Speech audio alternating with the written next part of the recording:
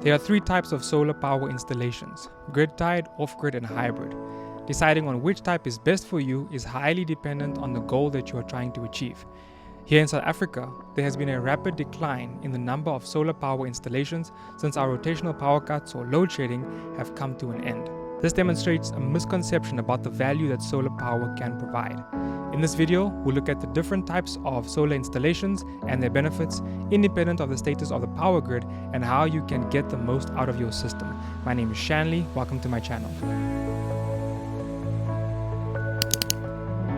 So as mentioned, there are three types of solar power installations: grid-tied, off-grid, and hybrid. Before you decide on which system is best for you, you first need to be clear on why you want a solar power installation.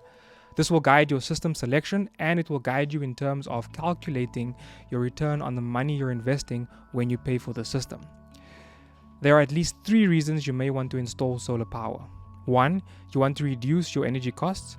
Electricity from solar power is free, and once you've paid for the installation, you can recoup the cost of the installation with the savings within 3 to 5 years. 2. You want to have power when the grid is not available, during a power outage, whether it's scheduled or unplanned. 3. You want to be or need to be independent from the national or municipal electricity supply. You might have a farm that's far from the closest grid connection point, or you just have a general desire for personal freedom. Whatever your reason, it's important to know what the reason is and to be clear on it so that you maximize the benefit through your choice of installation. There's a fourth reason you may want to install solar power. You perhaps want to reduce your carbon footprint. Electricity is generally produced by fossil-fueled power stations that emit a lot of toxic chemicals into the environment, including greenhouse gases. These chemicals degrade the environment, causing disease and discomfort. If you've lived near a power station, as I have, you know what I'm talking about. I spent some time living near a coal-fired power station, and it was really unpleasant. The roads were bad because of coal trucks, the air wasn't fresh, and the water was undrinkable. So being a better steward of the environment, being part of the solution, and no longer contributing to the problem may be another reason you want to install solar power. Let's take them one by one and look at which system would be the best to maximize the desired outcome. Firstly, cost savings. The price of electricity is going to keep increasing. The cost of solar power is steadily declining. It's becoming more and more affordable to install solar power, and you will see savings on your electricity bill from day one of installing solar power. As the electricity price continues to climb, the energy you get from solar power installations becomes more valuable, increasing the rate at which your savings pay back the cost of the solar installation. Solar power is an asset that provides positive cash flow in the form of savings on your electricity bill. If your goal is cost savings, then a grid-tied system is your best option. A grid-tied system is just solar panels and an inverter, no batteries. It's the cheapest system that will give you the cost savings that you desire. Because it's the cheapest system, it will also pay for itself in a much shorter period than a hybrid or an off-grid system. You will still be able to connect to the grid, but when the sun is shining, your solar installation will offset your grid usage, saving you money. Remember though, when the grid is down, like during a power failure or load shedding, you will not be able to power your home from the solar installation, because a grid-tied system needs the grid to be available in order to function. But if you live somewhere where the grid is relatively stable, then a grid-tied system is your best bet for maximizing cost savings. This brings us to the second reason you may be considering solar power. You want to have power when the grid is down. For this scenario, you don't actually need solar power. You only need a battery bank and an inverter with battery charging capability. When the grid is available, it will charge your batteries. When the grid goes down, your house will be powered by the batteries. You don't need solar panels. In this scenario, solar panels will increase the cost of your system unnecessarily. Now, it's true that solar will bring down the cost of the electricity you're using to charge your batteries, but for this scenario, we're not looking to maximize savings. We're looking to keep you online during a power outage, and you don't need solar panels for that. If you want to have a combination of cost savings and backup power, you can do that. But remember that the cost of these two goals will work against each other, so you need to think about finding a middle ground between the two.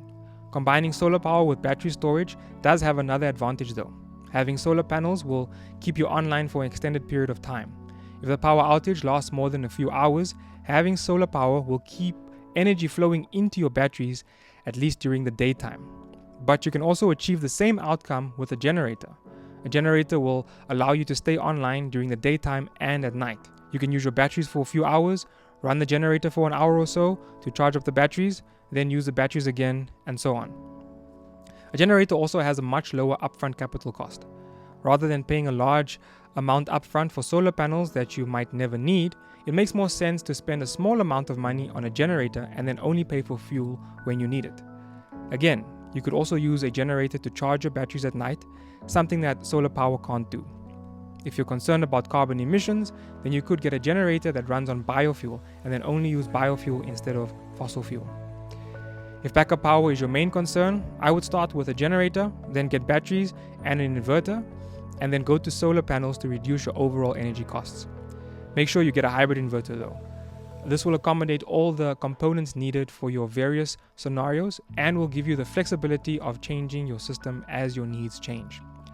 Lastly, if your goal is to go off-grid, then naturally you need an off-grid system. Here you want to put as much solar panels on your roof as possible so that you maximize the amount of energy that you collect during the day and even on cloudy or rainy days. You would then have batteries to store whatever solar energy is not used during the daytime for nighttime use. In the off-grid scenario, there are a few things that you can do to minimize the cost of the system and to minimize downtime. Firstly, even for an off-grid system, I would recommend getting a hybrid inverter.